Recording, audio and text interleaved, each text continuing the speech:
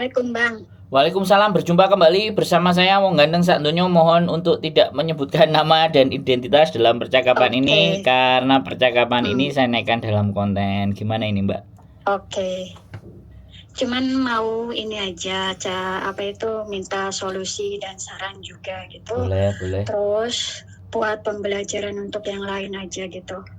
Selama Hmm, kita di Hong Kong, ya harus hati-hati dengan berteman. hmm. Atau jangankan sama teman ya, kadang sama saudara juga ada yang urusan uang itu tahu sendiri kan. Gitu. Siap, siap, siap, siap. Gimana ini, gimana?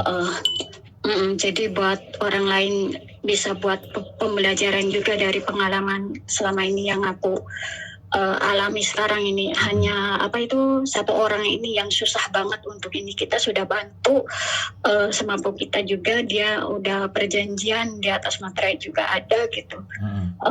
Dari tahun 2019 itu di akhir tahun bulan 11 12-an itu kita ada ini, dia minta tolong katanya itu mau beli mobil katanya gitu kan, sama saudaranya mau dijual kan, sayang kayak gitu, biar suami aku katanya gitu ada kerjaan, biar ada penghasilan kayak gitu, jadi enggak apa itu ngejar-ngejar uang aku di sini kayak gitu kan.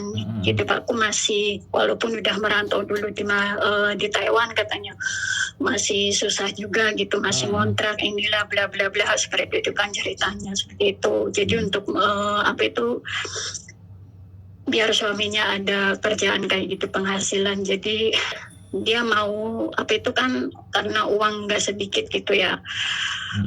Jadi dengan terpaksa yuk. Dan aku juga tahu rumah majikannya itu di daerah Cungsawan sini. Kita dulu itu Alamatnya komplit ya? Alamatnya komplit. Semua ada bukti-bukti, bukti-bukti semua ada gitu. Makanya kenapa sekarang aku berani speak up, karena apa ya, orangnya ini kok nggak ada takutnya gitu loh.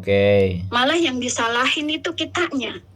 Padahal aku yang ngomong nggak secara kasar, kalaupun dia ibaratnya janji 1 kali, 2 kali, 3 kali, oke lah kita ibaratnya masih memahami ya.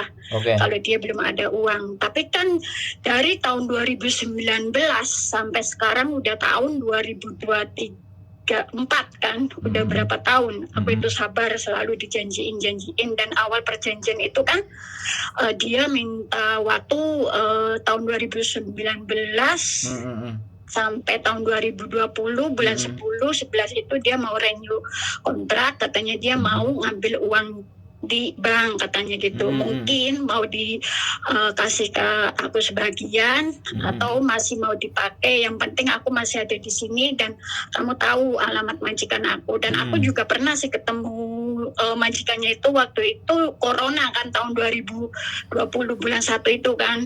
Nah dia itu ada apa itu kayak namanya waktu itu kan lagi boomingnya masker kayak gitu kan. Nah majikannya itu borong masker dari Indo kayak gitu kan. Nah pas waktu itu aku lagi nunggu visa, bantu jualin juga gitu, dan ada penjualan uang, dan jadi hasil uang pun aku langsung setorin semuanya lancar, karena emang aku orangnya juga amanah gitu ya, dan nggak mau banyak ini, juga tahu hak-haknya orang gitu. Tahu itu semuanya majikannya di sini, dan aku sering kali dia selalu ingkar-ingkar janji terus, dan waktu itu juga dia udah mau ini kayak mau menghindar, cuman dia nggak bisa menghindar karena aku tahu rumah majikannya kan kayak gitu. Aku selalu ngejar dia terus, jadi dia sekarang itu selalu standby apa itu HP-nya, kalau ada dari aku itu kadang nggak langsung dibalas, tapi apa itu pasti ada ini buka, karena sewaktu aku pasti datang ke rumah majikannya itu gitu, ketemu sama dia kayak gitu kan, di depan pintu janji, iya nanti tunggu bulan ini dan sekian kayak gitu mau dibalikin, tapi nyatanya sampai sekarang. Dan masalahnya ini rumitnya itu dia kayak mencari kesempatan kesempitan, itu selalu manfaatin majikannya juga, katanya itu dia bilangnya selalu minjem uang sama majikan, jadi uangnya itu dipotong terus gitu gajinya gitu. Tapi bila mana kalau kita orang baik ibaratnya amanah ya, kita dapat pinjaman dari majikannya kan harusnya dapat berapa, dan inget gitu loh ngasih uang ke kita kan gitu, berapa dulu kan aku juga nggak bakalan marah lah, ini dicicil enggak, nggak ada ujung pangkalnya gitu, Bang. Sampai urusan katanya itu si adiknya juga mau jadi penjamin. Nanti tunggu bulan sekian dari bulan kemarin, tahun kemarin bulan satuan itu dia janjiin katanya mau ngasih. Terus ada suaminya juga itu aku juga ya mau menjaminkan, tapi semuanya itu omong kosong terus. Nah kemarin bulan 10/9 itu tahun kemarin tuh dia janjiin katanya aku mau dapat uang long service. Nah kebetulan dia ada omongan seperti itu, aku minta bukti gitu. Bukti lembarannya itu kan pasti ada coret-coretannya katanya itu dari agennya kan gitu. Aku tak suruh dia copy gitu. Dan dia ngasih. Tunggu katanya di bulan 10 tanggal sekian. Oke, aku diem, aku mereda emosinya, aku tunggu etiket baiknya gitu ya. Tapi udah waktu hari H-nya, ya itu lagi, majikannya katanya lagi jaga adiknya yang di rumah sakit, yang sakit jiwa, kayak gitu kan. Terus tunggu dalam berapa hari lagi tanggal sekian. Nanti kalau majikan aku udah ini, aku minta uangnya. Oke, aku tak tunggu.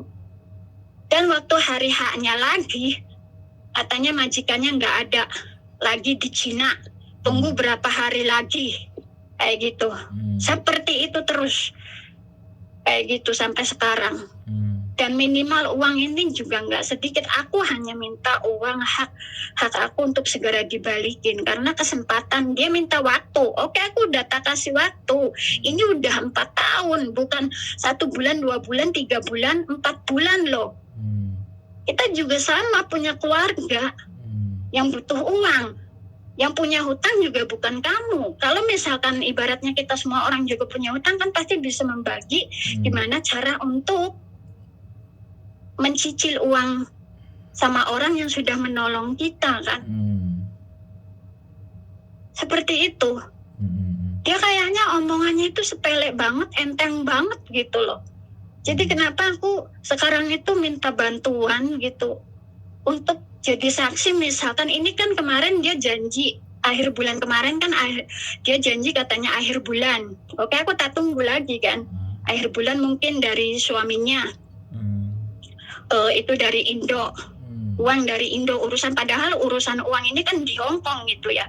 Harusnya kan dia yang berbuat, harusnya dia yang tanggung jawab, tapi dia selalu melempar ini ke keluarganya, nah inilah itulah kayak gitu kan. Oke, aku tak ikutin apa dia maunya, tapi semakin lama aku disabarin malah dia kayaknya meremehkan. Tapi dibilang meremehkan, dia nggak mau bilang, ibaratnya aku itu nggak meremehkan kamu, aku itu pasti tanggung jawab. Bentuk tanggung jawabnya itu di mana? Jangan kayak gitulah. Kita sama-sama susah, kamu juga punya gaji, kita juga punya gaji. Harusnya kalau memang kita punya hutang, yo gimana cara baiknya? Ya enggak. Aku bukan minta uang kamu, aku minta uang hak aku. Kalaupun belum bisa semua, ya berapa dulu nggak mungkin kan aku marah kayak gitu. Aku di saat adekku mau nikahan, aku minta sama dia janjiin iya bulan sekian, tanggal sekian. Udah pas hari H-nya ya seperti itu lagi. Akhirnya dengan sendirinya aku berusaha gimana untuk kebutuhan keluargaku, aku juga ngambil di bank. Tapi semuanya lancar-lancar aja kok, selagi kita ibaratnya tanggung jawab. Lah, hutang aku di bank aja udah lunas, kenapa uang hutang dia sama aku kok nggak diberes-beresin gitu loh. Seakan kayaknya nyepelein yang namanya hutang, haknya orang gitu loh. Tahu hukumnya, hukum dunianya, tahu hukum akhiratnya, tapi kok nggak dipakai gitu loh. Nggak ada rasa takut. Dan korbannya itu juga bukan hanya satu orang aku aja, ternyata sebelum sesudah aku juga nggak tahu sebelumnya konflik mereka dengan orang lain kan.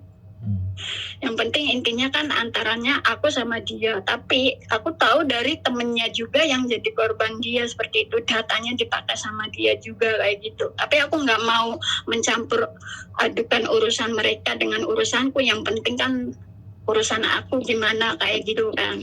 Gitu. Menurut Abang Sandro gimana? kalau menghadapi orang kayak gini. Aku pengen kasih pelajaran itu orang biar jangan sampai ada korban lain gitu. Capek. Aku nggak mau sih mutusin matiin rezekinya dia, keluarganya dia, tapi dia mau matiin dan rezeki aku sama keluarga aku gitu. Kita niatnya nolong baik-baik, kok malah uang kita jadinya sengketa, jadinya bukannya dapat pahala tapi malah dapat dosa juga gitu. Aku udah sabar Bang ngadepin dia. Menurut Bang Sandro gimana Bang solusinya? Dokumen pribadi ada nggak? Lengkap, sampean pegang? KTP, Kopian, alamat, semuanya ada? Alamat semua ada. Oke. Ada apa itu? Gantian saya Di daerah ngomong. Jungsawan sini. Oke, gantian saya ngomong ya. Sampean sudah 10 menit soalnya. Giliran saya ngomong kalau memang sampean mau dengar apa yang ingin saya sampaikan. Jadi kita langsung ke small claim tribunal. Pinjamannya sampai berapa? Mungkin melebihi dari 60. 60? Itu pokoknya? Pokoknya aja atau dicampur bunga atau bagaimana? Sama ini kan ada bagi hasil ya udah segitu. Dia pokoknya aku sih terserah dia mau ngasih berapapun gitu loh. Bukan, total Aslinya jumlah lebih dia. dari itu total. Total dia pinjam 60. Soalnya kalau small claim tribunal itu 50. Gak boleh lebih dari 60. Makanya nanti kita akan coba small claim tribunal. Jadi kita akan mengirimkan surat, reasonnya dari sampean apa, buktinya sampean semuanya apa, kasih ke dia. Jadi biar ada surat yang datang ke tempat majikan dia. Surat. Kalau gini Mas, kita itu maunya seperti ini ya Bang. Misalkan sampean ada waktu bisa ikut bareng gitu. Nggak bisa Mbak. Saya ngomong ya. Sekarang ganti saya ngomong. Kalau kita sistem dan model kayak gitu, hutang piutang itu kita tidak bisa menggunakan cara kekerasan, debt collector atau menakut-nakuti. Bisa dipahami nggak? Kita lakukan sesuai dengan prosedur pemerintah Hong Kong. Oke. Ya, sekarang jangan main hakim sendiri. Walaupun sampean rasa sakit. Nah, makanya aku yang ngomong sekarang. Kalau aku yang ngomong sampean dengerin. Ya. Oke. Kalau sampean ngasih masukan begini begitu, kalau saya tidak bisa terima, saya punya pertimbangan kenapa nggak bisa ngelakuin ini, kenapa nggak ngelakuin itu. Yang pertama, surat perjanjiannya semua ada. Kita dua hukum kita pakai. Yang pertama Indonesia, yang kedua sini. Nah pertanyaannya, waktu di Indonesia sampean ada KTP-nya nggak, ada alamatnya lengkap nggak? Kalau ada semuanya, kita tinggal bikin laporan ke Kapolres atau Kapolseknya tempat dia ada di Indonesia. Jadi dua-duanya diserang. Surat datang ke majikan, surat datang ke keluarganya juga. Kalau udah kayak gitu kan, kalau ada surat masuk kan baru berpikir dia. Gitu loh Mbak. Ini cara yang benar, efektif, dan kita nggak usah pusing-pusing kan kayak gitu loh. Kita nggak bisa pakai hukum rimba. Kalau hukum rimba kayak kemarin, jambak ngambil HP malah dia yang kena kasus. Bisa dipahami nggak? Paham. Nah, makanya minta solusi sama Bang. Makanya sampean dengerin aku ngomong. Jadi jangan ngomong terus, gantian saya ngomong lagi. Dibilangin kok saya ngomong, sampean ngomong siapa yang mau dengerin. Small claim tribunal, sampean hari biasa kapan mau keluar? Kita datang ke kantornya, sampean ngisi form semua. Alamatnya dia semuanya, terus sampean tulis utangnya ada berapa, terus utangnya bagaimana, dan bagaimana kewajiban dia. Pokoknya semua perjanjian sampean tulis di daftar itu gitu loh Mbak. Bisa dipahami nggak? Terus masuk ke small claim tribunal, dia akan ngasih ngomong ke sampean begini dan begitu. Nah setelah dia ngomong begini dan begitu, sampean dengarkan dengan seksama dan sampean tinggal ikuti aja arahannya dia selanjutnya gitu loh. Bisa dipahami nggak? Jadi Hong Kong itu juga punya tata cara untuk menyelesaikan persoalan yang seperti ini pakai jalur hukum gitu loh. Ya kan, utang piutang ini memang nggak bisa diperkarakan, hukumnya perdata. Kalau perdata pengacara, kalau pengacara Hong Kong mahal. Tapi kalau toh pun kita berani mau, ya kita bilang perjanjian sama pengacara supaya untuk pembelajaran atau langsung masuk ke polisi. Jadi itu yang dari dulu yang ingin saya pelajari juga. Makanya saya juga cari link kalau hukum perdata ini mengkasuskannya bagaimana. Banyak sekali teman-teman yang utangnya nggak diambil dan terus terlena kenaan, sing jupuk duitnya ini nggak pernah mau melakukan apapun gitu loh. Nah itu saya juga bukan diem-diem Mbak ya, nyari mana pakai jalur yang paling murah. Di sini ada nggak LBH, lembaga bantuan hukum seperti itu. Sampai saya beberapa nanya sama mahasiswa hukum yang ada di Hong Kong pun ciwo. Jadi kayak buat apa gitu loh kan. Gitu loh Mbak. Makanya saya terus nanya, kalau ke polisi mau yo ngutang nggak bisa dimainkan. Katanya ke kantor pengacara. Nah kemarin saya sempet didatangi, tapi sekali konsultasi sampai hampir 3.000. Ya saya mikir kan, kok sampai begini angkanya, harganya seperti ini. Nah soalnya pengacara di Hong Kong kan beda-beda, nggak kayak di Indonesia. Semua pengacara Indonesia apapun kasus bisa, di Hong Kong kan tidak bisa. Urusan pencurian beda, urusan perdata beda, urusan penjara beda, urusan pembunuhan beda, semuanya beda-beda, ada sub-subnya sendiri. Nah ini kan bisnis dan perdagangan, makanya saya mau cari mana yang bisa lebih murah. Nah untuk solusi pertama yaitu sampean ke kantor daerah Chung Sawan juga. Jadi small claim tribunal namanya. Sampean datang ke sana, sampean ngisi form, sampean tulis ABCD bla bla bla bla, terus masukkan formnya. Misalkan Bang Sandro ada waktu atau mungkin aku ada waktu libur, kan liburnya kadang aku hari biasa juga, nggak mesti libur juga.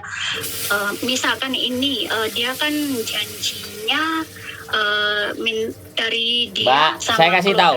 Itu. Saya kasih tahu. Kalau sampean tetap maksa saya harus datang ke tempatnya dia dan nagih, itu bukan solusi, Mbak. Bukan maksudnya ke tribun. Ya udah, saya ngomong sampean enggak dengerin saya ngomong. Sampean libur hari apa kapan kita janjian. Yang penting saya di Ijoli Patadong, wis. Enak toh? Oke, enggak apa-apa. Udah. Bang. Ya udah, wis enggak usah. Masalah urusan itu enggak usah panjang kali lebar. Sampean libur hari apa kabari. Saya ada di Hong Kong, kita berangkat. Kalau saya ada di Hong Kong loh ya. Karena buat pembelajaran. Ya dengerin saya ngomong dulu. Saya belum selesai ngomong. Biasakan gantian, Mbak. Kalau saya lagi ngomong sampean diem. Sampean ngomong aku diem. Jangan dua-duanya ngomong. Kalau saya ada di Hong Kong, kan saya hari-hari ini akhir-akhir ini akan kemungkinan mulai plan rencana untuk ada urusan di Jepang. Makanya sampean kabari beberapa hari sebelumnya. Terus istri saya kadang-kadang ya minta nggak mau aku kemana-mana, harus nemenin dia kan. Jadinya biar kita bisa atur, biar sekalian sampean juga tahu. Nanti sekalian kita kontenin biar teman-teman pada paham semuanya. Kalau ada pinjaman sama teman-temannya, yang menjadi persoalan itu pada saat pinjaman itu mereka nggak punya data, mereka nggak punya semua alamat semua. Jadi gimana mau ngasih pelajaran kalau nggak tahu ID-nya berapa, apa semuanya berapa. Itu loh Mbak. Wis sekarang nanti hari libur sampean kapan, bagaimana kabari, tak anterin. Oke, siap. Tunggu dalam 2 minggu, 3 minggu ini, mungkin tanggal 21-an itu gimana reaksi wis, pokoknya terserah. Wis. Nanti tak kabari abang lagi gitu. Hari biasa karena nggak ada yang buka kantor Hongkong kalau hari Minggu, oke? Oke. Nah, makasih infonya. Nanti kalau solusinya, Bang. Nanti kalau ada pengacara lagi yang bener mau dan bayarnya murah juga tak sampaikan ke sampean. Karena kalau Hongkong kan harusnya semua kalau bantuan hukum pastinya ada, tapi saya nggak tahu ada di mana. Iya pastinya. Saya cari dulu itu semuanya. Kenapa? Iya. Tak cari dulu semuanya. Ini juga aku juga belajar bagaimana mengkasuskan melalui pengadilan. Bukunya sudah tak ambil. Baca kok cek gak mudeng-mudeng aku piye jalure gitu. Aku mulai melok-melok belajar hukum ae jadinya. Oke? Ya semoga bisa bermanfaat buat orang-orang yang ibaratnya kita mau menolong orang tapi dimanfaatin kayak gitu kan, bikin apa itu jerak orang yang di Hong Kong gitu. Rata-rata kita udah baik tapi seakan kita itu kayak orang bodoh gitu ya. Siap Mbak. yang Ya udah penting gitu kalau aja, Bang. yang penting prosesnya yang dijalani tak kontenin ya.